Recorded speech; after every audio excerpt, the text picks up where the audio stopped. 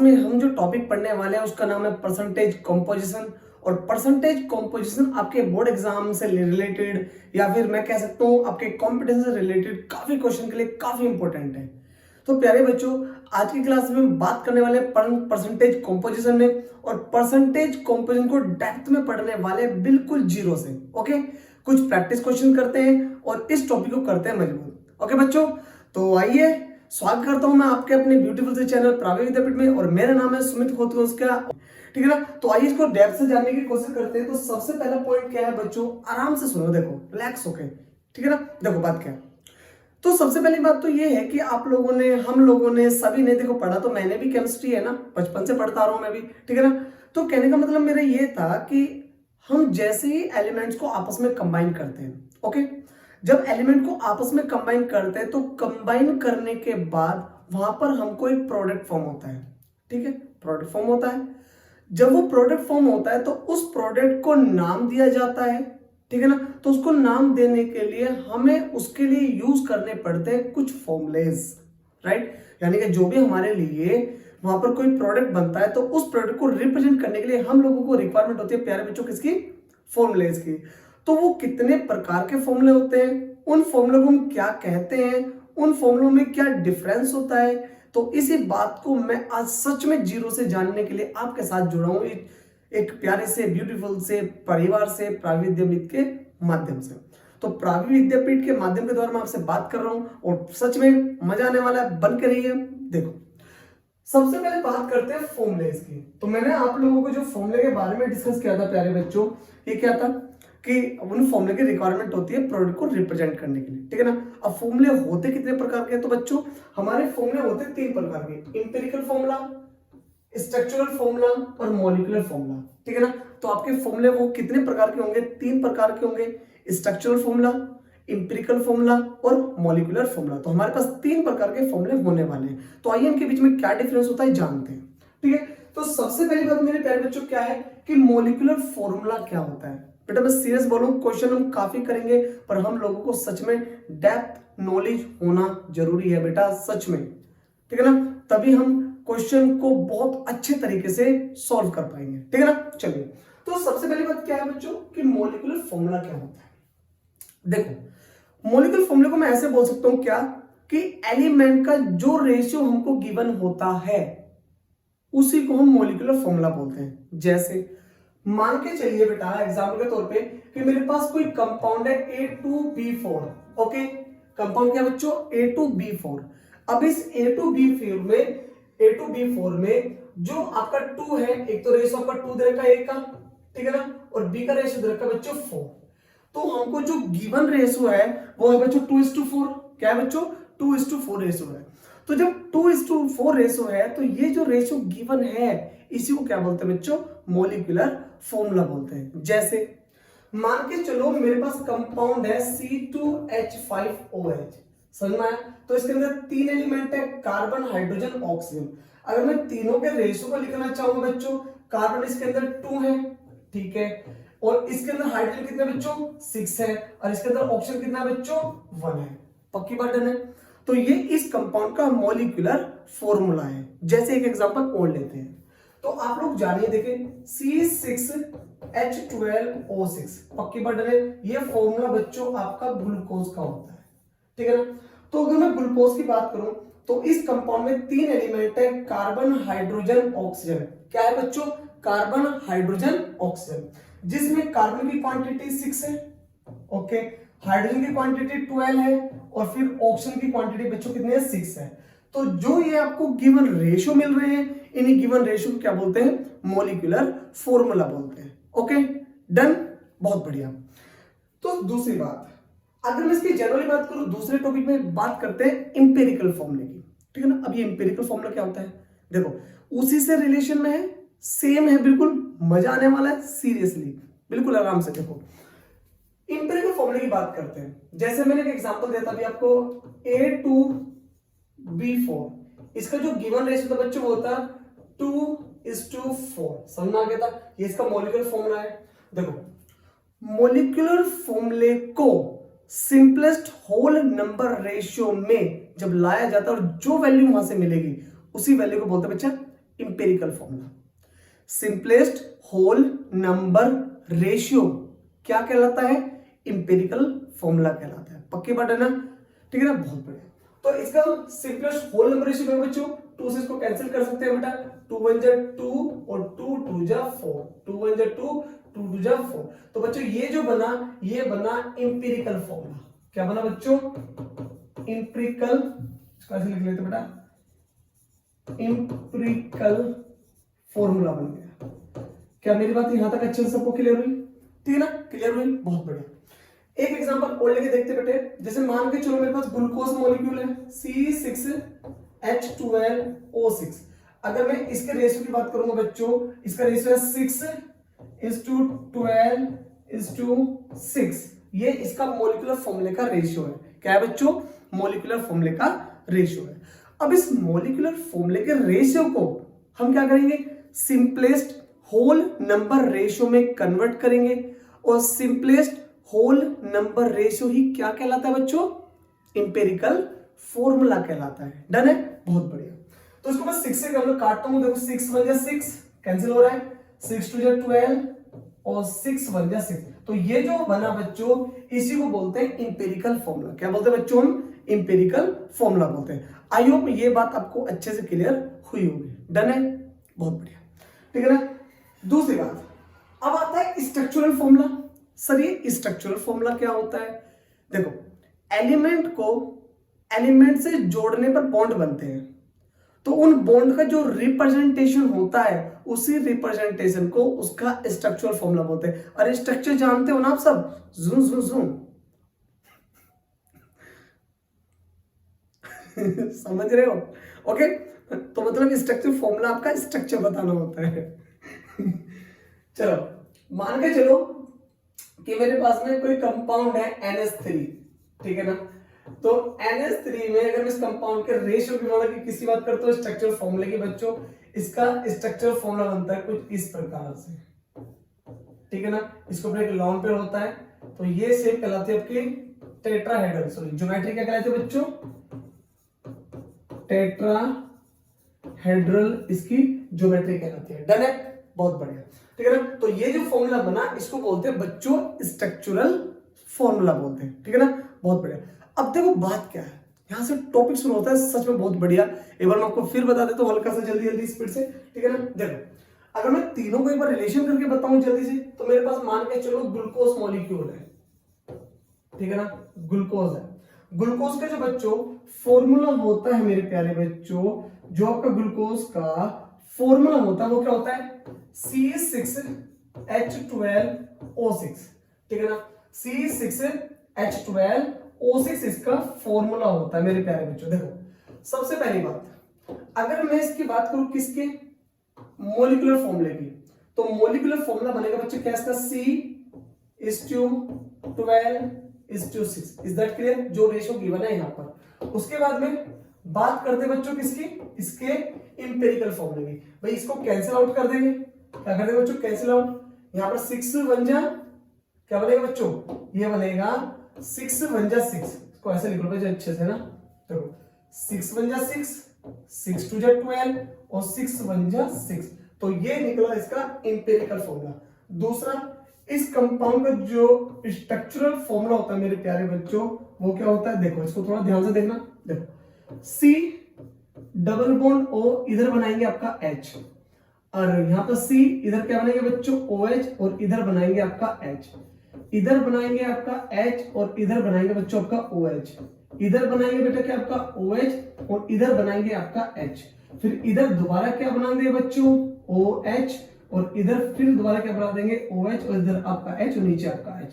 तो ये जो मॉलिक्यूल है, this is the molecule of glucose. तो ये मॉलिक्यूल आपका ग्लूकोज का होता है। आई होप आपको तीनों चीज अच्छे से क्लियर हो गई है।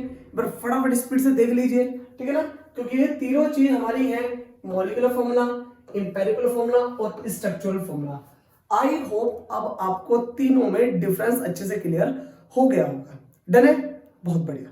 तो प्यारे बच्चों, अब यहां से बात करते हैं क्या? देखो इसमें एक चीज देखो आप, इसके अंदर ये कंपाउंड है 6 कार्बन 12 हाइड्रोजन और 6 ऑक्सीजन प्रेजेंट है।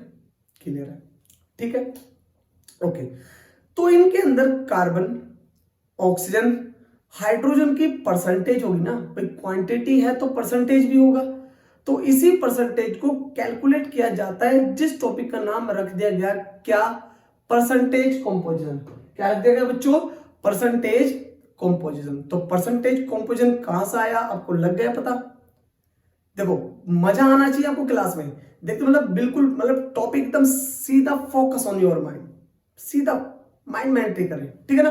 चलो, तो सबसे पहले बात हम करने वाले हैं परसेंटेज कॉम्पोजिशन के बारे में बच्चों, और परसेंटेज कॉम्पोजिशन से रिलेटेड क्या क्या बातें होने वाली इसमें हम थोड़ा समझने वाले हैं। देखो आप लोगों को इतना तो पता है, अगर मैं मास परसेंटेज निकालूंगा तो सबके मास की बात करूंगा, अगर मोल की परसेंटेज निकालूंगा तो मोल की बात करूंगा, पर हमारे परसेंटेज जो कंपोजिशन होता है वो एक्चुअल में रिलेट करता है एटॉमिक मास से, यानी कि हम परसेंटेज निकालते हैं एटॉमिक मास की, ठीक बात है ना। तो देखो इसका फॉर्मूला क्या बनता है, तो यहां से बच्चों परसेंटेज कंपोजिशन का जो फॉर्मूला बनता है बच्चों, परसेंटेज कंपोजिशन का जो फॉर्मूला बनता है वो बनता है बेटा कि atomic weight of element, atomic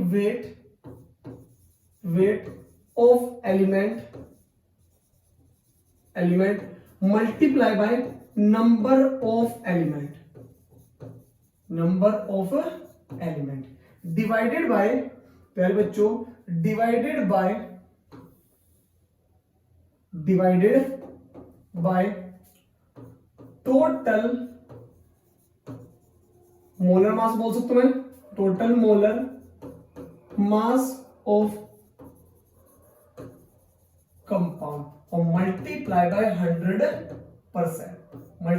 100%। तो बच्चों ये जो फॉर्मूला बनता है आपका, ये बनता है किसका बच्चों, परसेंटेज कॉम्पोजिशन का।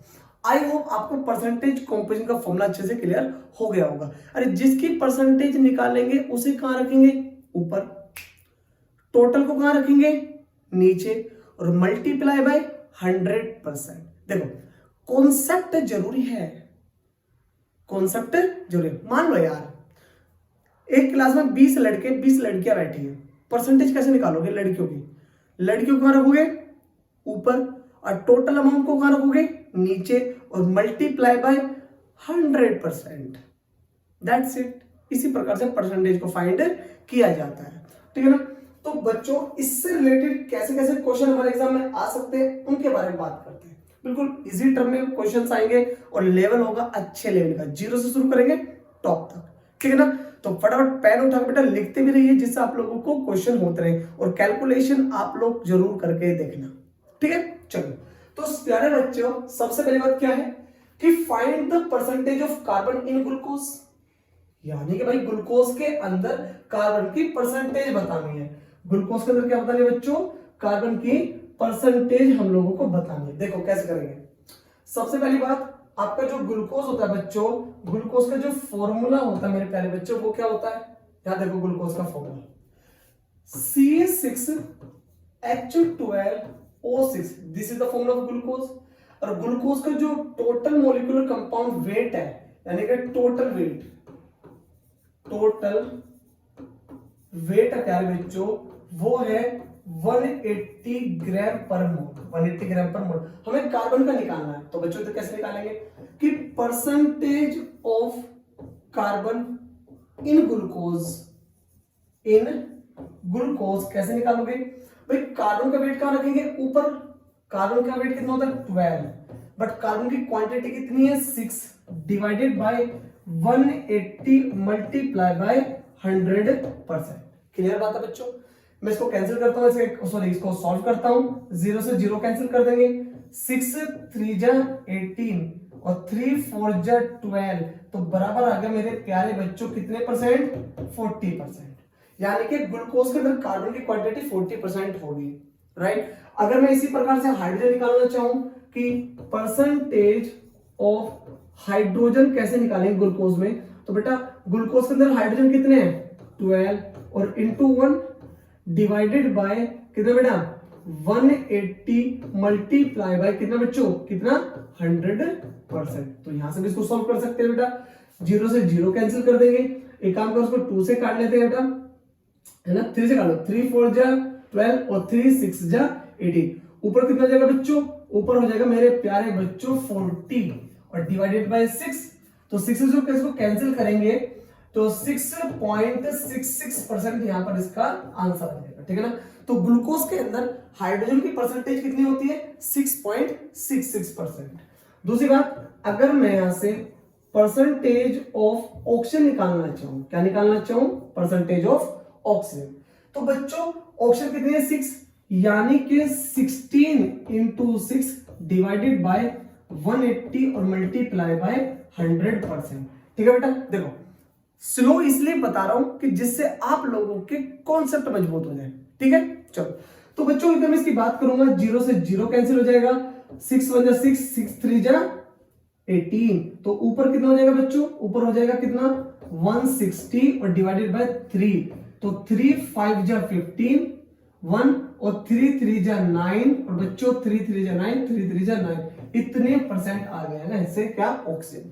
तो ग्लूकोज के अंदर बेटा कार्बन की परसेंटेज 40, ऑक्सीजन की परसेंटेज 53.33 और हाइड्रोजन की परसेंटेज 6.66 आ जाती है। क्या इतनी बातें तुमको अच्छे से क्लियर हुई?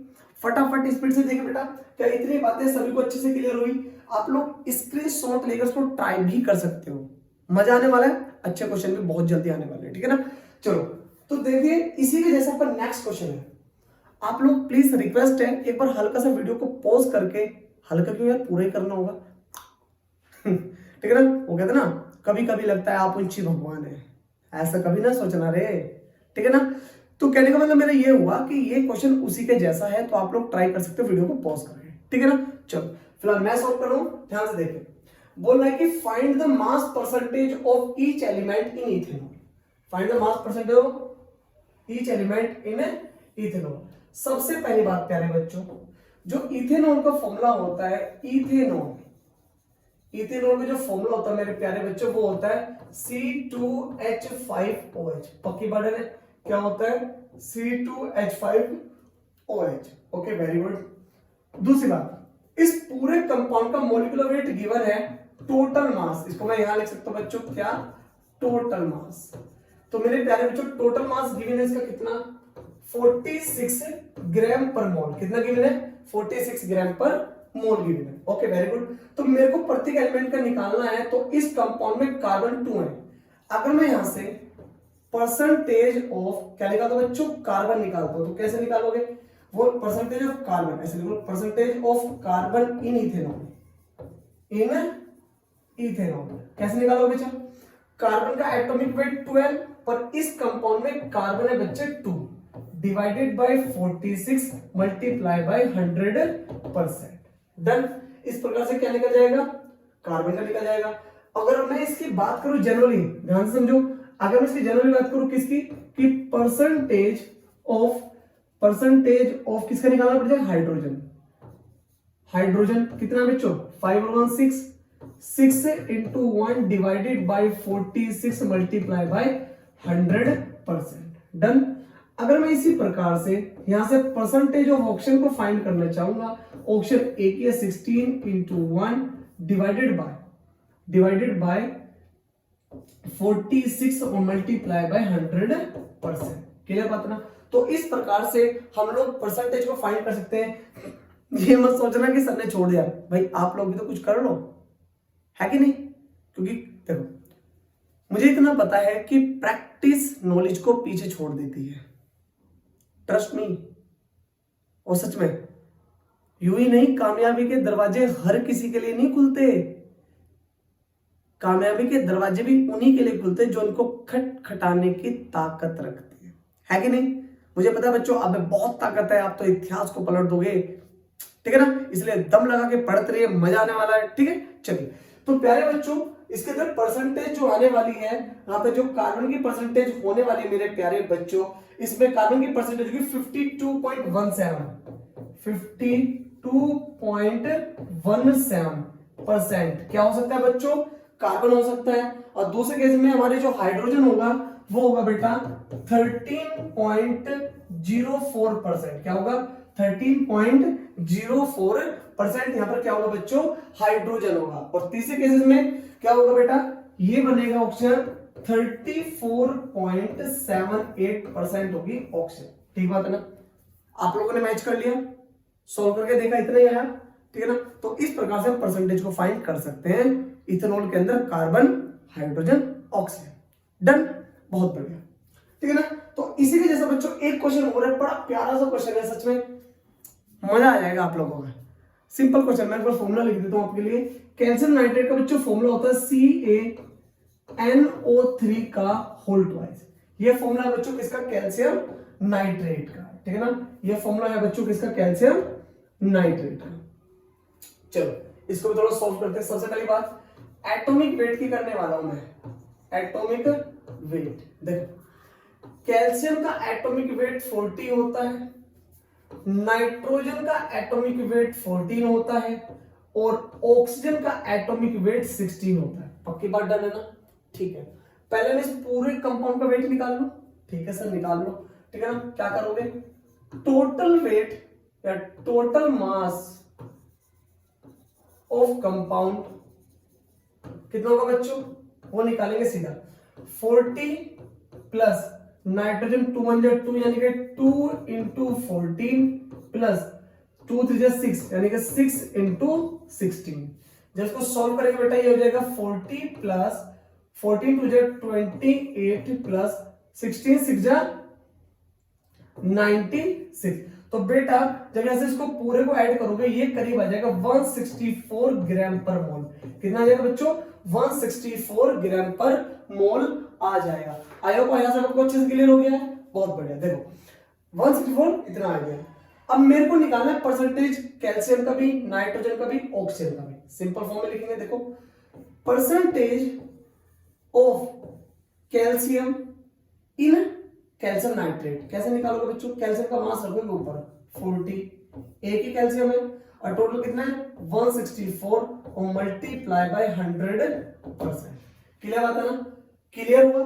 क्या करेंगे ऊपर 40, इस प्रकार से इसको सॉल्व कर लेंगे। पक्की बात है ना। तो प्यारे बच्चों जब हम लोग यहां से इसको सॉल्व करते हैं तो सॉल्व करने के बाद में इसका जो परसेंटेज आएगा वो आएगा कितना बेटा, 24%। कितना आएगा, 24%। देखो कैलकुलेशन, देखो आप प्लीज कैलकुलेशन करना, क्योंकि अगर मैं कैलकुलेशन ऐसे करूंगा ना तो वीडियो काफी लंबा हो जाएगा, क्योंकि यहाँ पे मैं मैथमेटिक्स नहीं केमिस्ट्री के कॉन्सेप्ट पढ़ाना आया हूं। ओके, जिससे आप लोगों की काफी नहीं बहुत ज्यादा हेल्प हो पाए।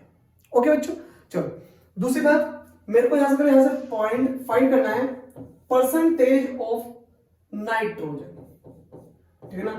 अगर मैं नाइट्रोजन की परसेंटेज निकालूंगा बेटा तो नाइट्रोजन की क्वांटिटी देखो 2 1 2 यानी कि 14 into 2 divided by 164 into 100%। Clear बात है बेटा, इसको मैं यहां से सोल्व कर सकते हैं और सोल्व करने के बाद इसका आएगा बेटा आपका 17%। कितना आएगा बच्चों, 17% यहां से इसका आने वाला है। पक्की बात है ना। दूसरी बात, अगर मैं यहां से परसेंटेज ऑफ ऑक्सीजन निकालता हूं बच्चों तो कैसे निकालोगे, देखो 2 3 6 यानी कि 16 into 6 divided by 164 into 100%। Clear बात है।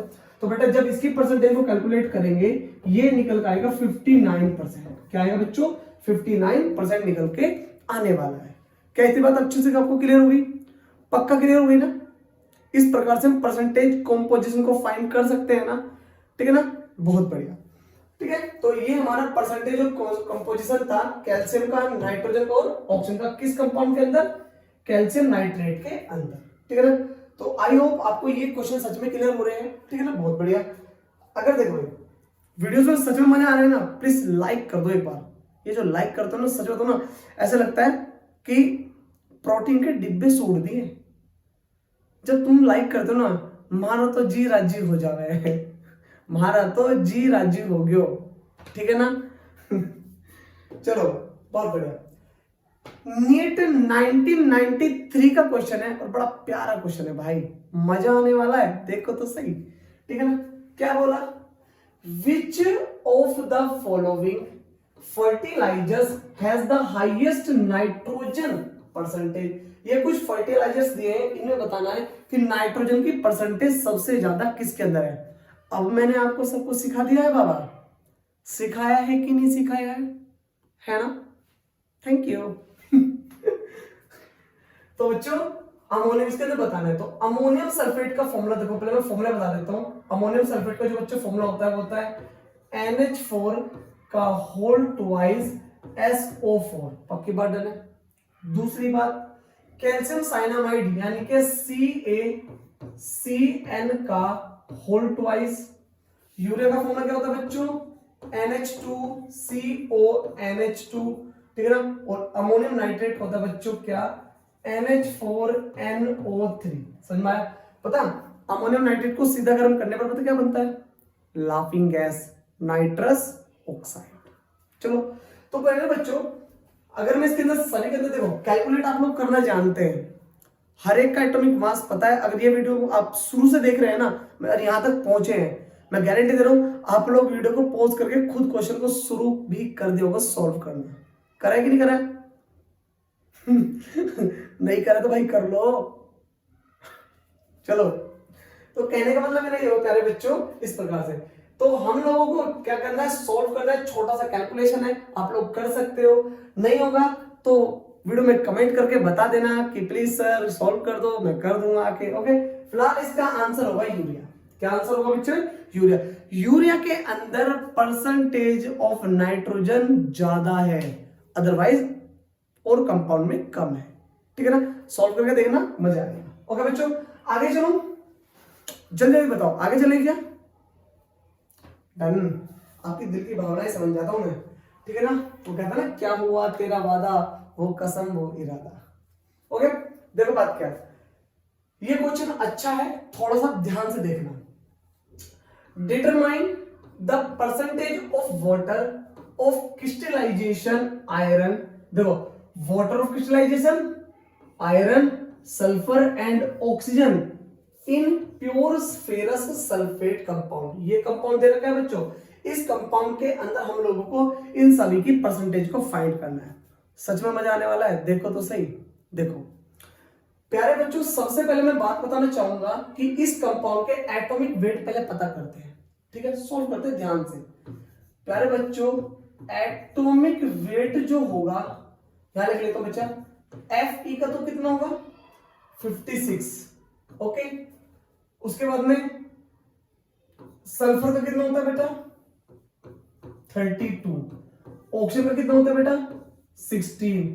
और बाकी हाइड्रोजन का कितना होता है बच्चों?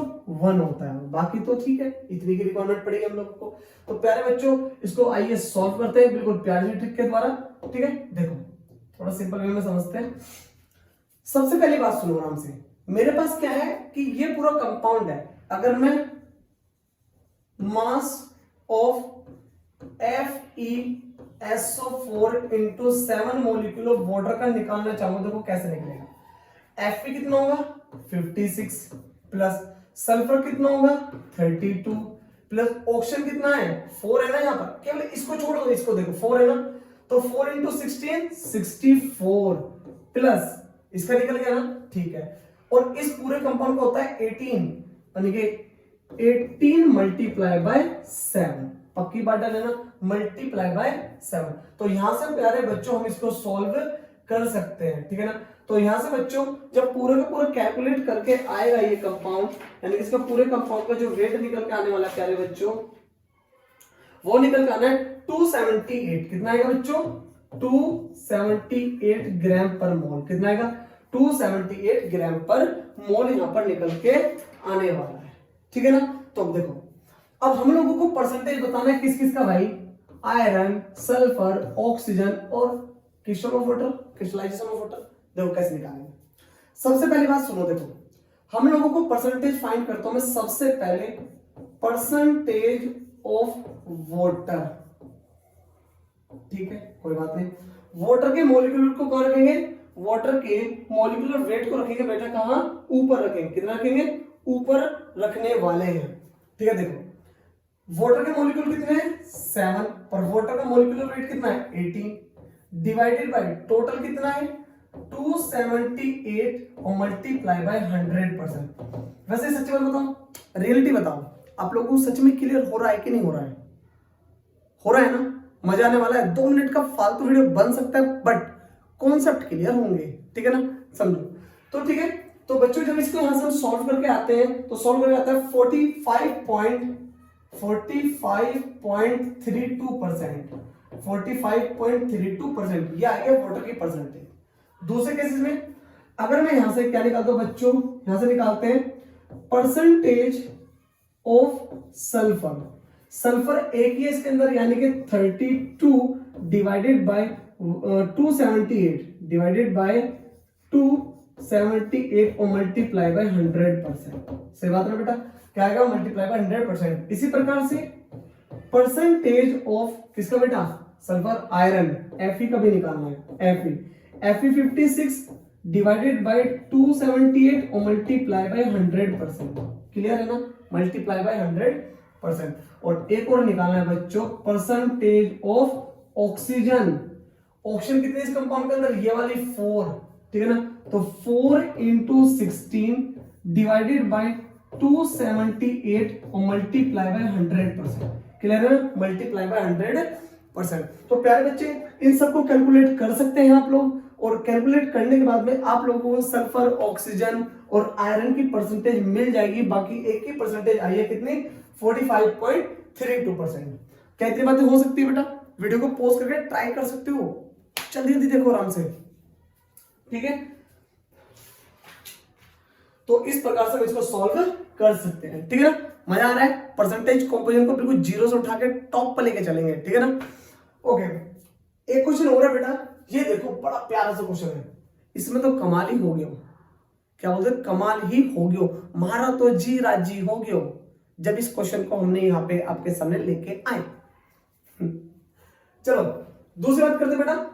तो मेरे प्यारे बच्चों देखो क्या बोला, आराम से समझना। वो बोला है कि it is found that 16.5 gram of metal combine with oxygen to form 35.60 gram of metal oxide. Calculate the percentage of metal और ऑक्सीजन इन द कंपाउंड। हाँ जी, ध्यान से सुनो भाई, मजे वाला क्वेश्चन है, प्यार से देखेंगे इसको। देखो कैसे कर सकते हैं, ध्यान से समझना। देखो सबसे पहली बात आप लोगों ने सीखा भैया मेटल, समझ में आ गया ना? देखो अगर मैं मेटल प्लस ऑक्सीजन को रिएक्शन कराता हूं तो रिएक्शन कराने पर भैया एक कंपाउंड बनता है मेटल ऑक्साइड। क्या बनता है? मेटल ऑक्साइड बनता है। ध्यान से सुनना, क्या बनता है? मेटल ऑक्साइड बनता है, ठीक है? मेटल की क्वांटिटी दे रखी है 16.5 ग्राम, 16.5 ग्राम। और पूरे मेटल ऑक्साइड की जो क्वांटिटी दे रखी है बच्चों, वो दे रखी है 35.60 ग्राम। समझ में आ गया? यानी कि इतना मिलाया मेटल और ऑक्सीजन पता नहीं कितनी मिलाई है, और मिलाने पर ये टोटल इतना बन गया। मुझे बताओ अगर मैं इसमें से इसको घटा दूंगा ऑक्सीजन बन जाएगा? बिल्कुल बन जाएगा। तो अगर मैं मास ऑफ मेटल की बात करता हूं, मास ऑफ मेटल बेटा 16.5 ग्राम, पक्की बात डन। और mass of metal oxide, metal oxide वो कितना बेटा? 35.60 ग्राम। क्लियर? अगर यहां से मैं मास ऑफ ऑक्सीजन की बात करता हूं बच्चों, मास ऑक्सीजन कितना हो जाएगा? 35.60 माइनस 16.5। Yes no? 16.5 यहां पर होने वाला है, ठीक है ना? तो जब इसको यहां से माइनस करने वाले हैं मेरे प्यारे बच्चों, जब इसको यहां से माइनस करेंगे तो माइनस करने के बाद में कितना आने वाला है बच्चे? अगर मैं इसको यहां से माइनस करता हूं तो माइनस कर लो बेटा इसको, ठीक है ना? करीब करीब 19 के आसपास बचेगा, करीब करीब 19.15 बचेगा, करीब करीब, है ना? 19.15 यहां से बचने वाला है, करीब करीब इतना ही बचने वाला बेटा, ठीक है? कैसी बात अच्छे से सबको क्लियर हो गया? क्या इतनी बात सभी को अच्छे से क्लियर हो गई क्या? ठीक है ना? बहुत बढ़िया। 19.15 और 19.10 लिख देता हूं इसका ना, इतना ही बचेगा, सॉरी फॉर मिस्टेक, ठीक है ना, 19.10। ओके, बहुत बढ़िया। अब मेरे को परसेंटेज बतानी है किसकी, मेटल की और ऑक्सीजन की। देखो टोटल तो मेरे पास है ना, तो देखो कैसे निकालोगे, परसेंटेज ऑफ मेटल, तो परसेंटेज ऑफ मेटल कितना आएगा, मेटल का मास रख दो ऊपर। बेटा मेटल का मास कितना था 16.5, 16.5 डिवाइडेड बाय कितना बेटा 35.60, 35.60 और मल्टीप्लाई बाय 100%। दूसरी बात में परसेंटेज ऑफ ऑक्सीजन, ठीक है ना, ऑक्सीजन की बात कर रहे हैं, तो बेटा ऑक्सीजन कितना निकला 19.10 डिवाइडेड बाय 35.60, 35.60 मल्टीप्लाई बाय 100%। पक्के बात है ना। तो बेटा यहां से दोनों को हम सॉल्व कर सकते हैं, और दोनों को सॉल्व करने के बाद में कितना आएगा बेटा 46.3%, तो ये आ गया आपका 46.3% आपका ये आ गया।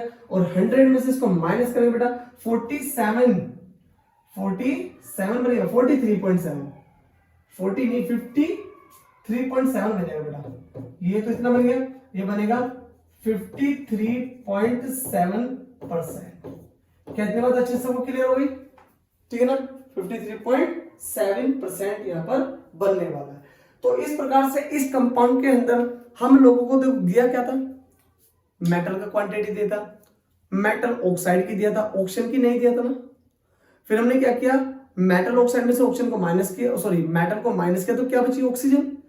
मेटल की और ऑक्सीजन की दोनों की परसेंटेज पूछी, तो क्या करोगे नीचे टोटल ऑक्सीजन की परसेंटेज निकालेंगे तो ऑक्सीजन को ऊपर, और मेटल की निकालेंगे तो मेटल को ऊपर। पक्की बात है बच्चों, बहुत बढ़िया, ठीक है ना। तो इस प्रकार से हम इसको सॉल्व कर सकते हैं। दूसरी बात, प्यारा सा क्वेश्चन है, एकदम हलवा मानो हलवा, यू लाइक दिस, ओके। देखो क्वेश्चन में क्या बोला, hydrogen and oxygen are combined in the ratio 1:16।